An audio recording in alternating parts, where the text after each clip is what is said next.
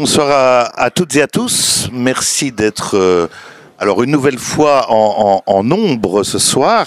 Je suis très heureux de vous retrouver fidèles pour ce nouveau rendez-vous de nos dîners littéraires bruxellois, dont maintenant je pense qu'en fidèles, pour la plupart, vous connaissez le principe. Je vais le rappeler très brièvement. 45 minutes donc de dialogue avec un auteur qui, j'ai envie de dire, je le dis régulièrement, mais qui à Bruxelles un peu rivé au cœur ou au corps, soit parce qu'il y habite, qu'il y écrit, ou il écrit sur Bruxelles, et on verra que on est en plein dedans ce soir avec Gonzague Pluvinage qui nous fait le plaisir d'être là aujourd'hui. Moi, je suis très très heureux d'accueillir Gonzague Pluvinage, enfin de retrouver, puisqu'on a déjà eu l'occasion il y a 2 ans, 1 an et demi, de dialoguer autour de ce livre Sex in the City, les lieux du plaisir à Bruxelles du 19e siècle à la révolution sexuelle.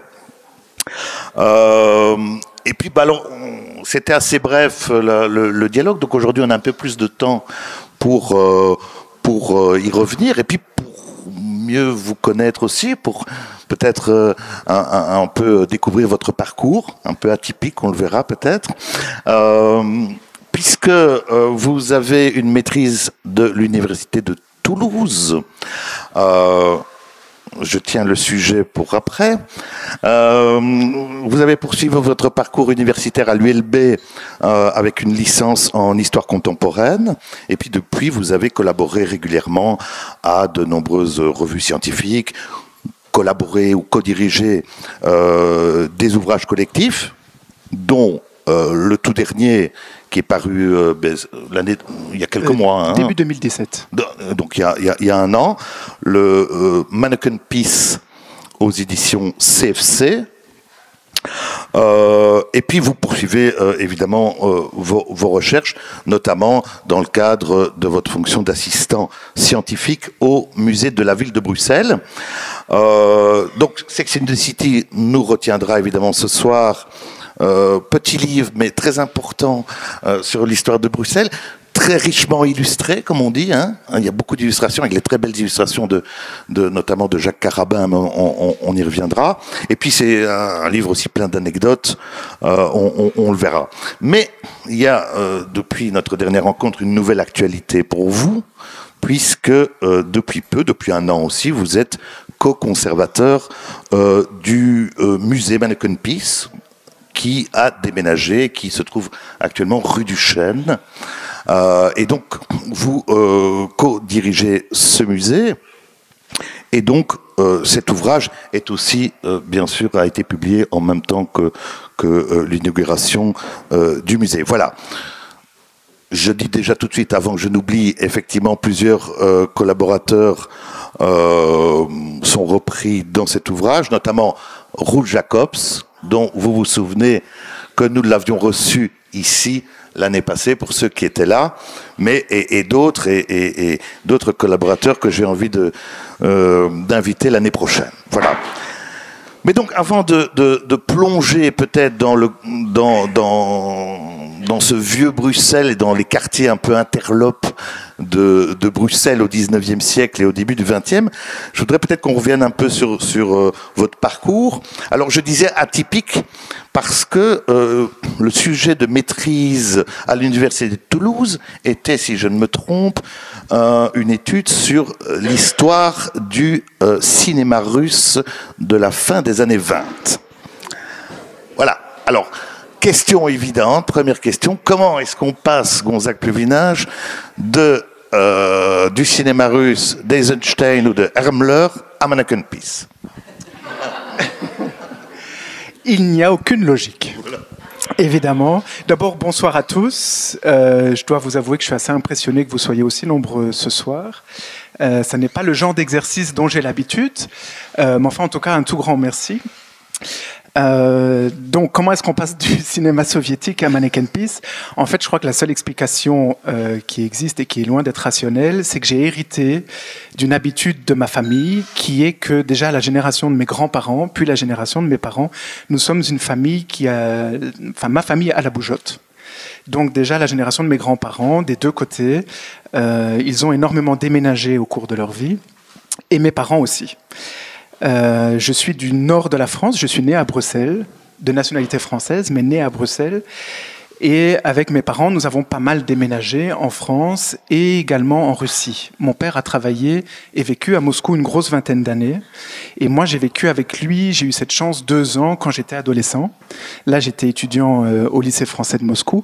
Et ça a été une expérience assez forte. Et j'ai vraiment, à ce moment-là, je suis tombé amoureux de la Russie.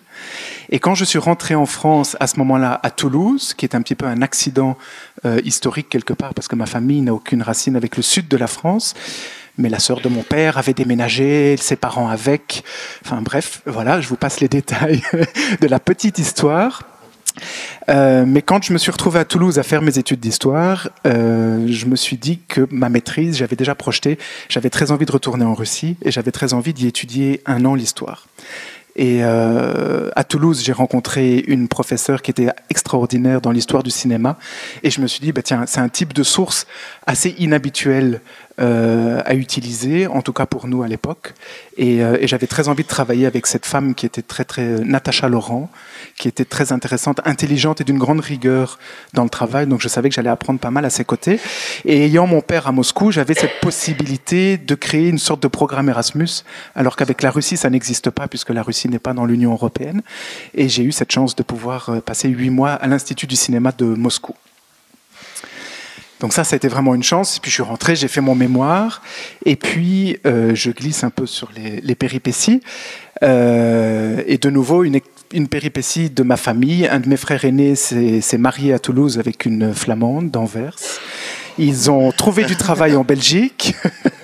Parce que la situation économique à Toulouse à l'époque était quand même difficile. Donc mon frère et ma belle-sœur qui sortaient des études ont trouvé du travail en Belgique. Ma belle-sœur est revenue chez elle. Je les ai aidés à déménager. Et une après-midi, je me suis dit, je vais quand même retourner à Bruxelles, ma ville natale, que j'avais quittée à l'âge de 2 ans et où je n'étais jamais revenu. Et là, il ne m'a pas fallu une après-midi pour vraiment tomber amoureux de Bruxelles et vraiment avoir pour la première fois dans ma vie, alors que j'avais beaucoup déménagé, dans l'estomac, un sentiment d'être chez moi. Donc je suis rentré à Toulouse. Et là, à Toulouse, j'ai hésité pendant 3 semaines. Et en me disant, bon, est-ce que je change de vie, je change pas. Et puis j'ai fait mes caisses et je suis venu ici. Et donc je me suis inscrit à l'ULB, j'ai fini mes études. Et voilà, de fil en aiguille. Ça mène pas encore tout à fait à Mannequin Peace, mais si on est parti, je fais déjà la moitié de la séance sur ma vie, donc je pense pas que ça soit le plus intéressant. Voilà. Est-ce qu'on peut revenir peut-être un moment sur la première mention, par exemple, de Mannequin Peace dans les textes? On est aux alentours de... Donc oui, ça c'est intéressant parce que Mannequin Peace est beaucoup plus vieux qu'on ne l'imagine. Donc la première mention sûre de l'existence d'une fontaine qui s'appelle Mannequin Peace au coin de la rue de l'Étuve et du Chêne, c'est 1451. D'accord ? Alors, le document ne donne pas la date de l'installation de la fontaine. C'est un document administratif de la ville de Bruxelles qui, en 1451, fait un état des lieux des fontaines publiques qui existent sur le territoire de Bruxelles-Ville. Les fontaines publiques qui sont destinées à un moment où la population bruxelloise augmente fortement, simplement de donner de l'eau potable à la population. Donc en 1451, on sait qu'il existe une fontaine Mannequin Peace. L'hypothèse, c'est que la première fontaine de Mannequin Peace ait été installée entre 1400 et 1451, et c'est une hypothèse basée sur le renouveau de la thématique du puto picciatore et le bambin urinant. Oui, qui existe, dont on connaît... Oui, qui a toujours existé. Hein. Voilà, depuis l'Antiquité. Oui. Enfin, et relativement sans interruption. C'est ça. Alors, c'est une réplique évidemment qui se trouve pour l'instant ici. On peut voir la statue, la première statue. Alors, c'est celle de Duquesnoy. Alors, c'est ça. Pas tout à fait. Non. Le Mannequin Peace qu'on appelle l'original et qui est conservé à la Maison du Roi sur la Grand Place depuis 1965, date du dernier vol à la fontaine de la sculpture. Mannequin Peace est depuis très longtemps le symbole des Bruxellois et du coup a attiré l'attention parce que beaucoup d'étrangers se disent c'est quand même drôle, ces Bruxellois sont amusants de se choisir un petit gamin qui urine comme symbole. Donc évidemment il attire l'attention. Plusieurs personnes, il a été l'objet de plusieurs vols au cours de son histoire. Le dernier a eu lieu en 1965. Et depuis, c'est une copie qui est à la fontaine et la statuette originale est au musée de la ville pour le protéger. Mais donc on appelle le Manneken Pis qui est donc à la Maison du Roi l'original, parce que c'est en effet l'original sculpté par Jérôme du Quesnoy, mais en 1620. D'accord. Donc, ça n'est pas le tout premier Manneken Pis qui ait jamais existé à Bruxelles, puisqu'on faisait la mention de ce document de 1451. Malheureusement, cette première fontaine de Manneken Pis, on n'a qu'une reproduction iconographique qui est dans le bouquin et qui est un tableau de 1615 et qui représente l'Omégang de 1615 et où là, on a un Manneken Pis, mais comme la statuette est habillée, ce qui prouve aussi l'ancienneté de la tradition des habillages. On voit très mal la fontaine. L'hypothèse que nous avons, en l'absence de documents historiques certains, c'est de se dire d'où vient la tradition des habillages, en fait. Hein, comment ça se fait qu'à un moment donné, on s'est dit, tiens, on va habiller Manneken Pis. L'hypothèse, c'est que c'est un transfert d'une tradition déjà existante, peut-être connue de certains d'entre vous, d'habillage de statues religieuses. Il y avait dans certaines églises du sud de la France, du nord de l'Italie ou des régions de la future Belgique, une tradition d'habiller dans certaines églises 4 ou 5 fois par an, lors de très grandes fêtes religieuses, d'habiller des statues soit de la Vierge Marie, soit de l'enfant Jésus. Et dans ces cas-là, certaines de ces statues ont une petite garde-robe de 4 ou 5 habits. Et donc l'hypothèse, c'est qu'il y a eu un transfert de cette tradition vers le petit Manneken Pis. Et ce qui vient confirmer cette hypothèse, c'est que en 1698, Maximilien de Bavière, qui va être nommé gouverneur général des territoires de la future Belgique, quand il arrive, et il n'est certainement pas le premier à le faire, il va offrir un costume, en fait. Quand il y a un nouveau gouverneur général, il faut que je raconte un peu l'histoire, hein. Quand il y a un nouveau gouverneur général qui est nommé de l'étranger, qui vient d'Espagne ou d'Autriche, et qui est nommé gouverneur général pour gouverner les régions de la future Belgique, il y a des festivités qui sont organisées, et il y a notamment un concours de tir qui est organisé par la Guilde des arbalétriers de Bruxelles. Cette guilde était à l'époque évidemment importante dans la vie quotidienne de la cité, puisque c'était une guilde qui à la fois assurait la protection de la cité d'envahisseurs extérieurs et qui également avait un rôle de police intérieure. Donc des personnages très importants dans la vie quotidienne de la cité. Et on organise un concours de tir auquel participe évidemment, et il est l'invité d'honneur, le nouveau gouverneur général. Bon, comme il est évidemment l'invité d'honneur, c'est truqué à l'avance et c'est évidemment lui qui gagne toujours le concours. Évidemment. Et comme c'est prévu à l'avance, en retour, il offre des cadeaux. Et Maximilien de Bavière va offrir à la Guilde des arbalétriers de Bruxelles à ce moment-là un costume, qui est le costume de gala de la guilde équivalente bavaroise. Et il va offrir par la même occasion une copie du costume au saint patron, je crois que c'est Saint Christophe, le saint patron de la guilde, donc une statue religieuse. Et il offre une réplique, plus petite évidemment, du costume à Manneken Pis. Et donc on voit là, à un moment où il y a une statue religieuse qui est habillée et avec le même costume Manneken Pis. Oui, donc une sorte de, effectivement, c'est un transfert de pratique. C'est ça. Mais alors, après, c'est vrai que Manneken Pis est la seule fontaine. Donc, mais maintenant, Manneken Pis, c'est incroyable. Il va avoir on va lui offrir son 1000e costume au mois de mai cette année. Alors, effectivement, je précise tout de suite aussi, avant qu'on oublie que la collection, la garde-robe de Manneken Pis, c'est comme ça qu'on l'appelle, est accessible ce dimanche, gratuitement, dans le cadre notamment des festivités. C'est ça. En fait, depuis le samedi dernier, il y a les journées bruxelloises de l'eau. Et nous nous sommes intégrés au programme. Et dans la garde-robe, nous avons organisé une petite vitrine où on montre des costumes qui ont été offerts à Manneken Pis tout au long du XXe siècle autour de la thématique de l'eau, ce qui permet aussi de montrer la richesse de la collection au travers de la nature différente des donateurs. Il a notamment un costume offert par l'UNICEF pour promouvoir l'accès à l'eau potable des enfants dans les pays du tiers-monde. Mais il y a les sports nautiques, il y a les professions liées à l'eau, il y a son costume d'égoutier qui a été offert par la société Vivaqua, etc. L'importance du Manneken Pis se voit peut-être là aussi, dans les nombres de fois on a essayé de le dérober, de le voler. Et parfois, je pense à cette anecdote aussi en 1817. Oui, alors ça, oui. Ça, c'est assez incroyable. Donc, on ne compte plus les vols. Honnêtement, je serais incapable de vous dire combien de fois il a été volé.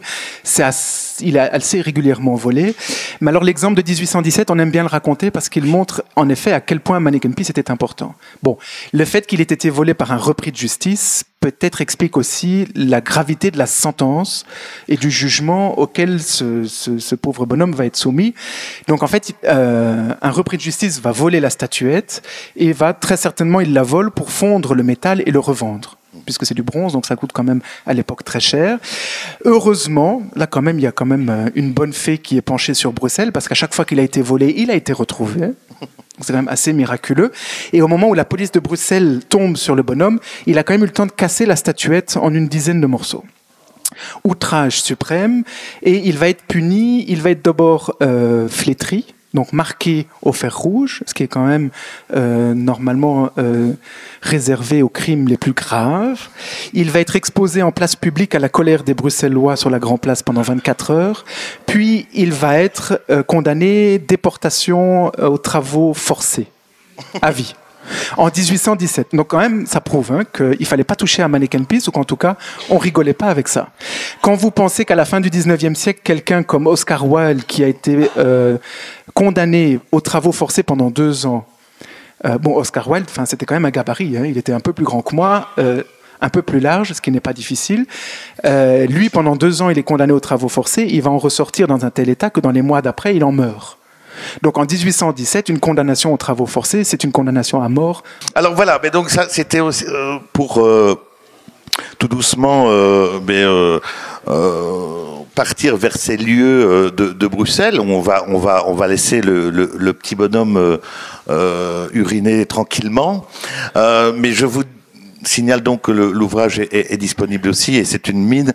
Alors l'ouvrage est chronologique en fait, oui, la présentation. On a essayé de le faire le plus agréable possible à feuilleter, un peu en lien avec la thématique en fait. Et c'est le catalogue qui sert à la fois pour la garde-robe Manneken Pis, mais on a ouvert la garde-robe en février 2017, mais elle prend place dans un projet plus large qui était parce qu'en fait on s'est rendu compte que les Bruxellois connaissent très mal l'histoire de Manneken Pis, voire pas du tout. Et donc, on voulait... et quand ils visitaient la Maison du Roi et la petite pièce qui était destinée à Manneken Pis, on avait souvent des questions. Et qui peut offrir un costume à Manneken Pis? Et pourquoi on offre un Manneken Pis? Et comment on fait, etc. Et depuis quand il y a un Manneken Pis, et on se rendait compte qu'on n'avait pas la place de mettre toutes ces informations dans cette salle. Et donc, on avait envie d'avoir 2 lieux. Et donc, dans la salle de la Maison du Roi, qui a été complètement rénovée, vous pouvez venir apprendre l'histoire de la statuette. Vous pouvez admirer la statuette. On l'a mise au centre de la pièce. Et donc, depuis 2017, les Bruxellois peuvent à nouveau voir les très mignonnes petites fesses de Manneken Pis. Voilà. Parce que, et ça respecte la disposition d'origine. En fait, je continue sur Manneken Pis, mais promis, je m'arrête bientôt. La première fontaine de Manneken Pis, à l'époque où Manneken Pis n'était pas encore important, il n'y avait pas de grille qui la protégeait. C'était une fontaine d'eau potable, donc les Bruxellois devaient pouvoir s'en approcher et prendre de l'eau. Et la statuette était juste sur une colonne. Et donc, on pouvait en faire le tour. Et ce qui explique aussi que le dos de la statuette est très ouvragé et très beau, en fait. Et jusque 2017, la statuette au musée était à vendre dans une vitrine de coin. Et donc, elle n'était pas tellement bien mise en valeur. Maintenant, elle est quand même vraiment bien mise en valeur, tel le petit trésor qu'il est. Voilà. Et donc, ce livre, c'est le catalogue des 2 espaces. Donc voilà, si vous voulez tout connaître, et voilà, ce petit livre catalogue et la visite évidemment du musée. Mais voilà, je tenais à ce qu'on bifurque et qu'on reste sur cette date de 1817 pour aborder ce 19e siècle qui est un peu, je pense, quand même votre période de prédilection dans vos travaux et dans la recherche, cette période d'industrialisation, on le sait, d'urbanisation, de démographie galopante, où effectivement la sexualité devient à la fois alors un sujet de curiosité, mais même d'obsession, vous l'écrivez, mais aussi sujet de réglementation évidemment. Donc c'est vraiment le siècle où on réglemente la sexualité, mais en fait on ne pense qu'à ça, quoi, en gros. enfin, oui, mais en fait, dans l'histoire, les différentes périodes n'ont pas accordé la même importance au sexe. Et clairement, le 19e siècle bourgeois, lui, en est complètement obsédé. En effet. Et la sexualité est réellement un enjeu de régulation sociale autour duquel s'articulent des représentations, des discours et des politiques. En fait, c'est assez intéressant de découvrir comment ce 19e siècle, que dans nos mentalités collectives, on voit comme un siècle pudibond et relativement coincé, hein, c'est l'ère de la morale victorienne. En fait, on se rend compte à quel point, dans cette période-là, le nombre de discours sur la sexualité explose. Les comportements individuels sont vraiment l'objet de nombreux discours de certains types d'acteurs sociaux qui vont les observer et qui vont avoir très envie de prescrire et de proscrire. Et donc de dire, en fait, les sociétés définissent le bien et le mal et elles distinguent ce qui est bien, ce qui n'est pas bien. Et ce qui, évidemment, ce sont des normes sociales qui vont influencer après la vie quotidienne des gens. Alors, quels sont ces acteurs, justement? On peut les pointer. Il y a essentiellement, donc, il y a tout l'héritage religieux, donc évidemment avec l'Église. Mais au 19e siècle, ce sont vraiment les classes bourgeoises. Donc le 19e siècle, vous l'avez rappelé, donc rapidement, c'est le siècle de la révolution industrielle et c'est le siècle de la bourgeoisie. Donc il y a une bourgeoisie, pour faire à grands traits, une bourgeoisie très riche qui est à l'avant-poste de la révolution industrielle, qui va créer des banques, des compagnies d'assurance, des entreprises et qui va entraîner dans son sillage la formation d'une moyenne et d'une petite bourgeoisie. Et ces classes moyennes vont développer une morale bourgeoise tout à fait spécifique qui se fait notamment au travers des discours des médecins. Hein, les médecins parce que les médecins vont se recruter au 19e siècle dans la bourgeoisie. Pour être médecin, il faut avoir un diplôme universitaire. Qui au 19e siècle a les moyens de faire des études et d'aller à l'université? Ce sont les enfants des familles bourgeoises. Et les médecins vont vraiment progressivement au cours du 19e siècle remplacer les prêtres dans la vie sexuelle et dans les prescriptions et les proscriptions. Alors là, si vous me lancez sur le sujet, on est parti. Je vais essayer de me restreindre, mais je ne résiste pas quand même. Le 19e siècle, donc, les classes moyennes vont développer un schéma de respectabilité sexuelle très restrictif, où finalement le sexe n'est acceptable que dans le cadre d'une relation hétérosexuelle, conjugale et à but reproductif. Les médecins vont du coup donc ça c'est une normalité qui est définie, qui est terriblement restrictive, et la définition de ce schéma normatif va avoir pour corollaire la définition d'une infinie variété d'anormalités et de perversions. Et c'est dans la deuxième moitié du 19e siècle qu'apparaissent les premiers psychanalystes et psychologues, et les premiers sexologues. Et là où je voulais en venir, c'était dans le cadre de leurs travaux et de définition des perversions. Donc évidemment, le choix d'un partenaire de même sexe, l'homosexualité est une perversion, ça nous surprend pas aujourd'hui, mais les médecins vont aussi définir d'autres types de perversions. Et c'est dans les années 1860 que vont être créés deux mots qui vont avoir un très bel avenir. Deux mots dont la création, la paternité de la création de ces mots est reconnue à un journaliste écrivain hongrois vivant en Allemagne. L'Allemagne est un peu la précurseur des études en sexologie au 19e siècle. Et ce monsieur va inventer deux mots pour définir deux types de perversions: l'homosexualité et l'hétérosexualité. Ces mots apparaissent donc dans les années 1860. L'homosexualité, je passe vite, une perversion où on désigne une personne qui va avoir un rapport sexuel avec une personne de même sexe. Mais l'hétérosexuel, à ce moment-là, est aussi un pervers. L'hétérosexuel est un pervers dans ce sens où c'est une personne engagée dans un rapport sexuel avec une personne de sexe opposé, mais dont le but n'est pas la reproduction, qui est la normalité respectable, mais uniquement la recherche du plaisir. Et donc, à ce moment-là, c'est une perversion. Et les médecins vont, tout autant qu'ils vont définir et prescrire certaines choses, comment on fait pour avoir de bons enfants, par exemple. Parce que les médecins sont convaincus à l'époque que la position dans laquelle l'homme et la femme vont avoir leur rapport sexuel va avoir une incidence sur la santé des enfants. Et donc, pour faire des enfants en bonne santé, il faut être pénétré et convaincu de l'importance de l'acte qu'on est en train de faire. Donc, ça se fait dans le noir, pas de jeu de miroir, rien qui favorise l'érotisme. nudité, normalement pas, en tout cas la femme dans une chemise de nuit, et dans la position du missionnaire, ça c'est l'idéal. Et les médecins vont donc définir ce qu'ils vont appeler les fraudes conjugales, c'est-à-dire toute pratique de plaisir qui n'aurait pas pour but la reproduction, mais le plaisir. Et ils vont, dans leur manuel de médecine du 19e siècle, être très précis. Donc ils vont interdire la pénétration anale dans un couple hétérosexuel, ils vont interdire la masturbation réciproque, ils vont interdire les rapports bucco-génitaux, etc. Je peux continuer. Si vous avez des questions, je me dis que vous avez des questions aussi, mais on est donc, vous le rappelez, en 1860, création des deux mots, mais par contre, pour certains historiens, ils voient dans cette période de 1860-1870, par contre, le début aussi du plaisir reconnu dans ces années-là. Quels sont les changements qui s'opèrent dans les années 1860-1870 donc, au niveau de la vie privée? Pour faire rapidement, on peut imaginer quand en fait les médecins et la morale bourgeoise du 19e siècle, elle est basée sur un double standard de conduite. On va dire, les médecins vont définir la femme comme un être qui n'a pas d'appétit sexuel important. La femme n'a pas besoin du plaisir sexuel pour être heureuse et s'épanouir. Elle est destinée à la maternité. Oui, mais c'est un peu ça. En fait, c'est faire des enfants. Il faut que j'essaie de me restreindre dans mes réponses, parce que sinon... mais donc on définit la femme comme ça, en fait. Et en plus, la morale qu'il y a derrière, c'est qu'en fait, le sexe fait peur.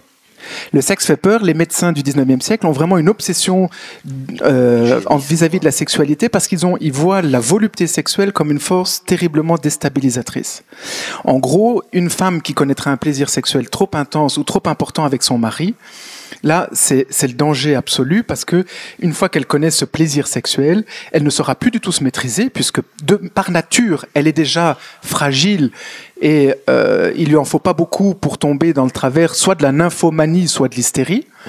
Donc si elle prend plaisir avec son mari, là c'est le risque assuré et la femme ne saura plus se retenir et aura envie de coucher avec le premier homme qui passera devant elle. Ce qui n'est pas acceptable pour la stabilité de la famille et de la société. Et en même temps, ce qui est intéressant, ce qui est intéressant, c'est de voir que les médecins du 19e siècle vont vont aussi être soucieux d'en contrôler la sexualité masculine, parce que le corps masculin est vu de la manière suivante. Il est vu comme fonctionnant en vase clos, dans lequel le sperme, qui est l'énergie vitale, ne se renouvelle pas. Et donc, toute éjaculation est une diminution du stock de l'énergie vitale. Et donc, évidemment, une fois qu'on n'a plus de stock, on meurt. Voilà. Donc c'est pour ça que les médecins ne vont pas forcément dénoncer la masturbation parce que c'est amoral, ils vont dénoncer la masturbation comme une pratique dangereuse pour la santé de l'individu. Moi, je me souviens encore quand j'étais petit, je sais pas si vous, mais quand j'étais petit et que parfois à table j'étais un peu dans les nuages parce que j'étais assez rêveur et que j'écoutais pas ma mère, à un moment elle disait dis oh ça rend sourd. Je sais pas si vous avez entendu ça, de dire que la masturbation rend sourd. Mais en fait ça vient de là. Les médecins du 19e siècle étaient convaincus que la pratique trop fréquente de la masturbation était la source de maladies extrêmement variées qui allaient de la dépression, de la mélancolie à la mort, en passant par la rupture d'anévrisme, par des problèmes pulmonaires, enfin tout ce qu'on pouvait imaginer. Bref, mais dans le même temps, la morale, et c'est je pense que ce que vous vouliez me dire, c'est vrai que autant la femme, on l'encadre dans sa vie quotidienne pour qu'elle ait une sexualité tout à fait contrôlée, sous la responsabilité de son mari, mais le mari, lui, on va le reconnaître comme gouverné par sa sexualité et comme ayant des besoins sexuels qu'il ne peut pas contenir. Et donc, comment fait-on ? Si le mari doit contrôler la sexualité de sa femme, comment fait-il pour prendre son plaisir ? Et donc, on va accepter qu'il aille voir des prostituées. Donc la prostitution va être réglementée, on le considère comme un mal nécessaire. Je ne résiste pas quand même... quand vous en avez marre, vous m'arrêtez. Mais je ne résiste pas, juste pour vous montrer, parce que je trouve que la citation est assez frappante, au début du 19e siècle, qui montre comment les penseurs du temps considéraient la prostitution comme un mal nécessaire. Les autorités de la ville de Bruxelles adoptent en 1844 un règlement qui est basé sur les travaux théoriques d'un médecin français dont le job est d'être un spécialiste d'hygiène sociale. Donc ça, déjà, je trouve que l'appellation est intéressante.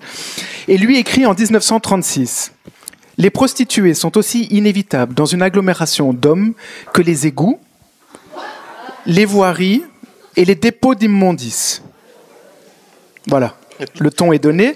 Les filles publiques contribuent au maintien de l'ordre et de la tranquillité dans la société, car sans elles, le mâle qui a des désirs pervertira vos filles et vos domestiques.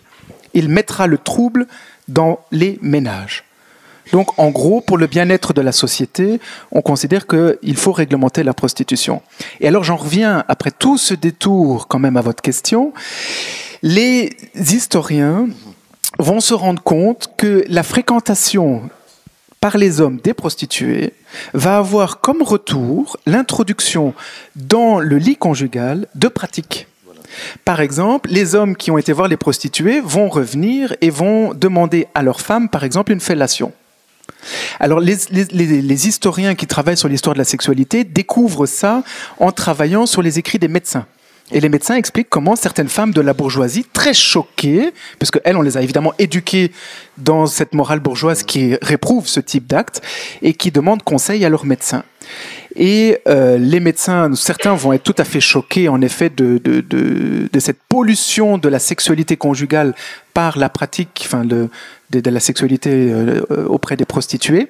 Mais les historiens actuels entrevoient là, en fait, une première révolution sexuelle, avant celle de 1960, enfin des années 1960, un siècle avant, dans les années 1860, et ils découvrent que dans le même temps, certains autres médecins un peu plus larges d'esprit, eux vont aussi avoir tendance à dire aux hommes, mais écoutez, si votre femme prend un peu de plaisir au lit avec vous, c'est peut-être pas plus mal parce que ça va renforcer les sentiments d'amour entre vous, ça renforce le couple, parce que les médecins à l'époque considèrent que le mariage est vraiment l'institution de régulation à la fois morale, idéologique et sexuelle qui va permettre l'harmonie du corps social et donc l'équilibre de la société en fait.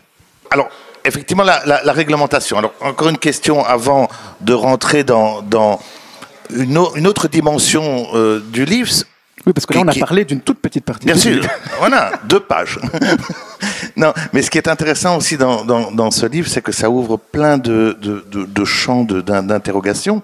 Et surtout, ça je voulais le préciser, on va y revenir, c'est que vous montrez bien que ces pratiques sexuelles sont à la fois liées au contexte social, etc., aux enjeux, mais aussi au changement urbanistique. Ici, notamment oui. à Bruxelles. Ça, c'est très bien montré aussi dans l'ouvrage, notamment dans les lieux où se pratique à la fois la prostitution, mais dans la deuxième partie de l'ouvrage, les lieux aussi où se rencontrent les homosexuels, par exemple. Oui, en fait... le lien avec le... Je crois que c'est en fait la petite originalité de ce travail-là, parce que je me base évidemment, c'est pas tout ce que je dis dans le bouquin n'est pas le fruit de mes propres recherches. Une partie, oui, mais pas uniquement, parce que vous voyez la masse de connaissances que ça brasse. Ce que moi j'ai eu envie de faire, c'était d'aborder la sexualité dans l'ensemble de ses composantes.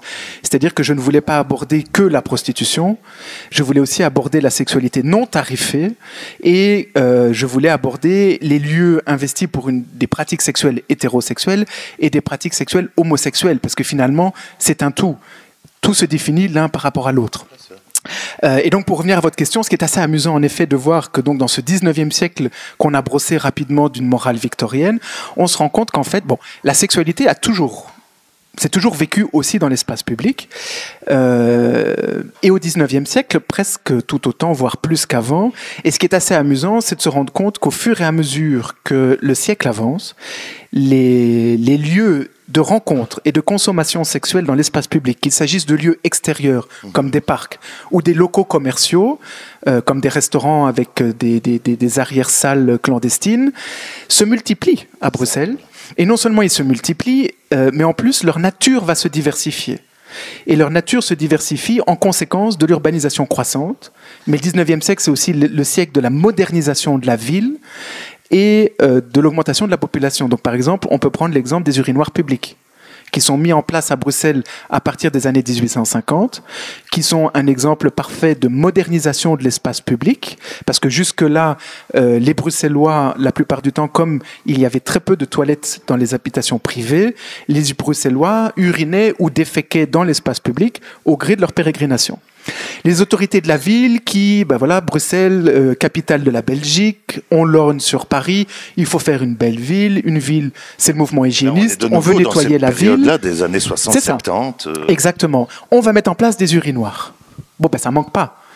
On voit dans les archives de la police de Bruxelles, qui est une grosse partie des archives que j'ai utilisées pour ce sujet, on voit dès le début, dès l'installation de ces urinoirs, on voit qu'ils ont été utilisés par des hommes, parce qu'en plus, ces urinoirs ne sont que à destination des hommes. Mesdames, pour vous, il n'y avait que pour les dames à l'époque qu'un chalet à l'avenue Louise, mais c'était tout. C'est donc des lieux destinés que aux hommes, et on se rend compte qu'ils sont directement utilisés comme lieu soit de drague pour les urinoirs simples qui sont adossés au mur, on drague autour, puis on va ailleurs, soit dans des maisons de passe, soit au Parc Royal, soit à domicile pour ceux qui ont la chance d'avoir une chambre à eux, ou les urinoirs qui sont plus complexes avec des cabines individuels qu'on peut fermer, et ce sont notamment ceux qui étaient installés tout au long des boulevards centraux qui sont installés entre 1868 et 1871, de la place de Brouckère jusqu'à la place Fontenas. Il y avait en intervalle régulier des urinoirs et qui étaient tous fréquentés pour de la drague homosexuelle notamment, tarifés ou non. Je voulais savoir, par rapport à Bruxelles, est-ce qu'il y a une spécificité à Bruxelles par rapport à d'autres capitales? Est-ce qu'on est un peu plus ouvert, un peu plus laxiste à Bruxelles, notamment dans la répression de pratiques soit homosexuelles ou tarifées, ou est-ce que parce que je pense à cette période de 1870 aussi, où Bruxelles accueille notamment aussi les exilés de la Commune de Paris, etc., où il y a une relative peut-être liberté. Bon, là, il y a encore beaucoup à dire. Par exemple, si on prend l'histoire de l'homosexualité à Bruxelles et en Belgique, là, il y a clairement des mentalités plus ouvertes. Il n'y a aucune trace dans les archives de la police de Bruxelles qui permettrait de laisser croire que la police ait harcelé le milieu homosexuel. Donc on peut déjà parler d'une subculture. Il y avait un milieu homosexuel à Bruxelles, il y avait énormément d'estaminets dans le centre-ville, qui étaient fréquentés majoritairement par des homosexuels, soit des lesbiennes, soit des gays, qui étaient en général connus des services de la police. Mais il n'y a aucune trace de descente, par exemple, comme on a ces images d'une police new-yorkaise qui, encore dans les années 50-60, faisait des descentes, faisait des contrôles de police, voire tabassait les hommes qui fréquentaient les lieux. Ici, si la police de Bruxelles, par l'intermédiaire parfois d'indicateurs, surveille ce milieu-là, c'est parce que c'est aussi le lieu d'une petite criminalité, de vol, de prostitution, etc. Mais il n'y a aucune trace d'aucun harcèlement vis-à-vis d'aucun type de population. Et je crois est-ce qu'on peut aussi évoquer ça? J'ai du mal vraiment à répondre par l'affirmative. Est-ce qu'il y aurait eu au niveau des homosexuels une forme de tourisme sexuel, par exemple pour des Anglais ou pour des Allemands, à l'époque où dans ces pays-là l'homosexualité était criminalisée? Je ne sais pas, parce que le problème, alors on a des traces de touristes étrangers qui ont écrit, donc dans les archives de la ville de Bruxelles, de la police, on a des lettres écrites en français, mais avec plein de fautes d'orthographe, on voit si c'est un anglais ou un allemand. Donc au terme de la langue, ça c'est assez gai, assez drôle pour un historien actuellement de lire ce type de document. Mais il y a des touristes qui disent qu'ils ont vu, alors ils ne se disent pas eux-mêmes victimes, ils écrivent de manière anonyme, mais ils dénoncent des pratiques. Par exemple, l'homosexualité n'a jamais été criminalisée en Belgique, mais il y a pendant longtemps une homophobie très forte. Et certains jeunes des classes populaires ou certains prostitués ont parfois fait chanter des hommes qui rentraient dans un urinoir uniquement pour se soulager et qui les ont fait chanter en disant écoute, si tu me donnes pas de l'argent, mon copain qui est là, il va chercher l'agent du coin et on te dénonce pour attouchement. Et il y a comme ça des hommes qui ont été victimes de ce genre de pratiques. Donc la police surveille les lieux, mais le plus souvent d'ailleurs c'est pour protéger les hommes qui y viennent quelque part. Alors, finalement, c'est vrai qu'il y a peu de témoignages, encore que vous reprenez des extraits, notamment d'auteurs. Juste avant ça, je pensais effectivement la période 1870, c'est aussi la période où Verlaine et Rimbaud se trouvent à Bruxelles. Et effectivement, ils ne sont pas répertoriés comme homosexuels, mais on découvre leur homosexualité du fait que Verlaine a tiré sur Rimbaud et que donc c'est pour une autre raison, en tout cas, qu'il est arrêté et pas pour homosexualité. Mais il y a des guides aussi. Hein, il y a des guides à l'époque qui renseignent telle maison, telle. Alors, oui. Mais là, je voulais juste lire un petit extrait tiré justement d'un ouvrage où vous faites remarquer que c'est un témoignage très rare, par contre, puisque c'est une prostitution, en fait, un gigolo. Et ça, c'est la seule trace que j'ai trouvée. C'est vrai que c'est assez étonnant. Et donc ça, c'est dans un guide qui doit dater des années aussi 70. Première édition 1868. Il aura un certain succès, il sera réédité. Et en fait, c'est un guide qui reprend une vingtaine d'adresses de restaurants et d'estaminets qui sont aussi des maisons de prostitution, de passe. Et donc, dans des restaurants chics, il y a des cabinets à l'étage qu'on peut louer, ou dans les restaurants pour les classes populaires, c'est à l'arrière, il y a une chambre commune avec des canapés pour accueillir les ébats. Et donc voilà, dans ce guide, on peut lire là, à ce moment-là, au café de la Cour de Flandre, situé rue du Marché, j'ai vu pour la première fois ce qu'on appelle un amant de cœur. Il laissait avec beaucoup de désinvolture payer la femme, qui du reste était éblouissante de chaînes et de montres et de bijoux. Quand l'heure du berger sonna, ils se retirèrent tous les deux, et tout heureux le lendemain, il toucha son cachet à 8 heures. Le cachet varie entre 5 et 10 francs. Il y a des cadeaux.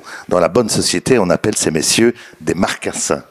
Oui. C'est vrai que c'est un témoignage assez. Mais c'est c'est la seule trace que j'ai trouvée au 19e siècle d'une femme qui paye les services d'un gigolo. Voilà. Après, à Bruxelles, il y a énormément de jeunes garçons des classes populaires qui vont se prostituer, mais dans les lieux fréquentés par les homosexuels. Et ça, on en trouve énormément de traces dans les archives. Mais ce cas-là, oui, c'est le seul que j'ai retrouvé pour le 19e siècle. On a parlé de l'homosexualité, mais l'homosexualité féminine, le lesbianisme, est très peu. Il y a peu de témoignages aussi. Alors ça, c'est une question intéressante parce qu'en fait, ce petit bouquin-là, c'est l'histoire du plaisir masculin au bout du compte. Hein. Les femmes vivent très très rarement. Alors là, il y a l'exemple que vous venez de citer, qui méritait de l'être parce que c'est le seul que j'ai trouvé. Mais les femmes vivent très très rarement leur sexualité dans l'espace public. Alors il y a des lieux fréquentés par des lesbiennes, des cafés, des estaminets. Il y a notamment un témoignage intéressant aussi d'une activiste, c'est Suzanne Daniel, que je reprends dans le petit livre, de lieux de rencontres. Parce qu'au-delà des lieux de sexualité, autant donc on vient d'expliquer pour les hommes d'aller dans les bordels, c'est une sociabilité, c'est un lieu de sociabilité, pour les homosexuels aussi en fait, parce que dans une société qui réprouve les rapports sexuels entre personnes de même sexe, de se retrouver dans des estaminets, ça permet de partager sa marginalité au bout du compte.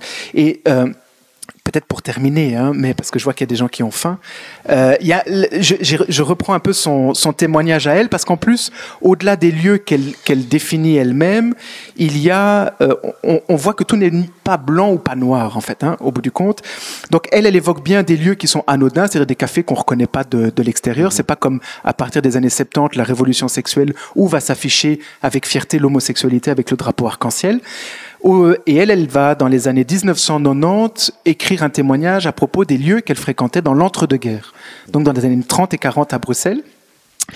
Et elle va notamment expliquer que, par exemple, le café chez René, qui était rue du Pont-Neuf, près du boulevard Jacquemin, ce café était tenu par un homosexuel qui travaillait avec sa femme et sa fille. Dans la petite rue des Bouchers, alors la petite rue des Bouchers, c'était jusqu'à l'Expo 58, ce quartier de la rue des Bouchers, c'était vraiment un des hauts lieux de la drogue, du proxénétisme et de la prostitution à Bruxelles. Et elle évoque petite rue des Bouchers chez Sergi, qui était tenue par une femme de gendarme. Donc ça posait manifestement pas de problème. Et alors au café La Pergola, est-ce que vous voyez, vous connaissez certainement, ça fait un peu le lien avec Mannequin Peace, même si c'est pas toujours évident de faire des liens sans faire le grand écart. Vous connaissez évidemment Janneke Peace. Voilà. Est-ce que vous connaissez le nom de l'impasse dans laquelle se trouve Jannekepis? C'est l'impasse de la fidélité. Impasse bien nommée, dans laquelle se trouvait un des cafés que fréquentait cette Suzanne Daniel, le café La Pergola, qui était au fond de l'impasse, à gauche quand vous rentrez dans l'impasse. Et elle en dit que le café était tenu par Germaine, qui était surnommée Mae West, parce qu'elle était bâtie comme l'actrice américaine. Avant de venir à Bruxelles, cette dame avait travaillé dans une manufacture de dentelle à Zedelgem, entre Bruges et Torhout. Le public de ce café, surtout des femmes, entre 18 et 30 ans. Pourtant, on n'y refusait pas l'entrée à un homme seul ou à un couple hétérosexuel un peu plus âgé qui espérait trouver ici quelqu'un pour fricoter un peu. Voilà. Alors là, on est effectivement là dans l'entre-deux-guerres. Hein, c'est un témoignage de l'entre-deux-guerres, parce que ce livre donc poursuit l'étude jusqu'à la Révolution 68, donc jusqu'en 1968. Vous voyez, en fait, jusqu'à aujourd'hui. C'est un ouvrage. Mais voilà. Mais bon, voilà. Donc, Sex in the City et je vous assure, c'est vrai, on n'a encore rien dit. Hein. La moitié. Oui, voilà, la moitié. Allez, un tiers. N'exagérons pas. Mais donc, ne pensez pas que vous avez lu le livre. Il y a encore des choses à découvrir, mais on va effectivement ici laisser la place au repas. Et puis, déjà remercier Gonzague Pluvinage pour ce tour d'horizon des lieux interlopes de Bruxelles dans cette période-là. Et puis on se retrouve après le repas pour les questions. Donc préparez vos questions.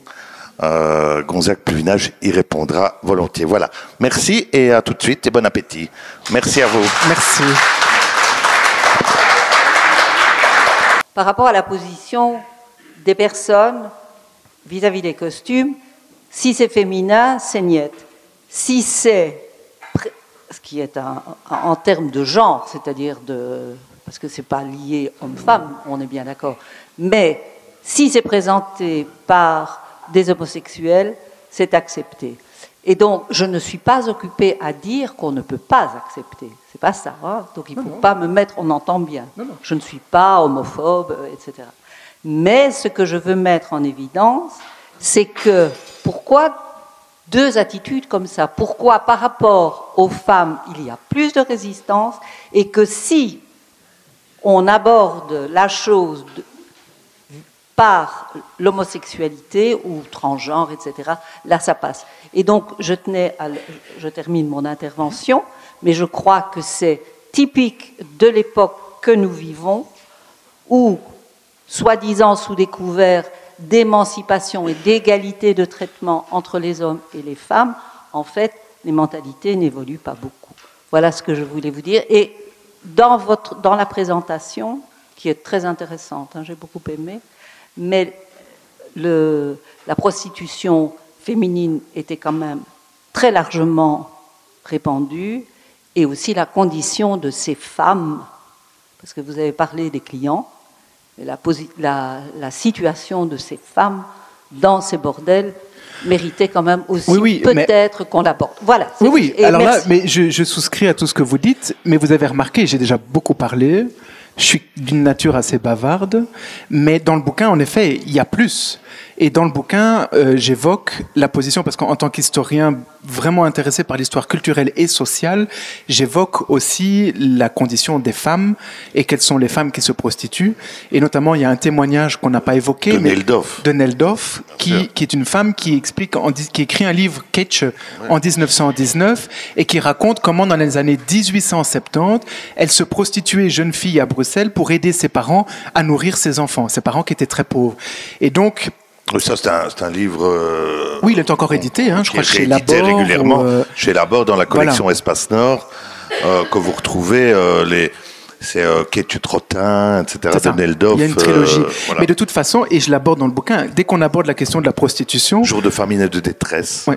On aborde évidemment la condition sociale des personnes qui se prostituent. Donc j'ai en effet, puisque la question était plus liée à l'homosexualité, parlé des jeunes garçons qui se prostituaient avec d'autres hommes, mais j'évoque aussi toutes ces femmes des classes populaires qui, fleuristes, dentelières, boutiquières, le soir venu, pour avoir un revenu d'appoint, battaient aussi le pavé et faisaient partie en fait de ces prostituées, la plupart du temps clandestines, qui n'étaient pas fichées par la police, et elles étaient légion. En effet, dans le bouquin notamment, je donne aussi une citation, parce que cette prostitution de rue clandestine, la prostitution clandestine explose dans la deuxième moitié du 19e siècle, et il y a des journalistes qui, dans leurs journaux, dénoncent un manque de zèle de leur point de vue de la police bruxelloise. Et je trouve que la citation est évoque bien la situation assez tragique. Donc c'est un article qui s'appelle Nos boulevards, qui est publié en 1891 dans le journal Les Nouvelles du Jour. Et le journaliste écrit « Avec la belle saison et le passage des étrangers à Bruxelles, recommence sur nos grands boulevards les scandales que nous avons signalés l'année dernière. Le troupeau de fillettes se livre de nouveau aux ébats sur lesquels nous avons déjà appelé l'attention de la police. On les voit par bandes, principalement le soir, venir faire effrontément au public passant ou assis devant les cafés, les boulevards, lieux de flânerie avec café, joli café pour les bourgeois. Donc on les voit passant et faisant des offres qui n'ont rien de commun avec le commerce, qui n'est qu'un pavillon destiné à masquer une toute autre marchandise. Et dans les archives de la police de Bruxelles et à travers certains témoignages littéraires, on voit bien combien de jeunes femmes mineures se prostituaient dans les maisons bruxelloises. C'est une situation assez terrible, clairement. Tout à fait. Maison de l'enfance.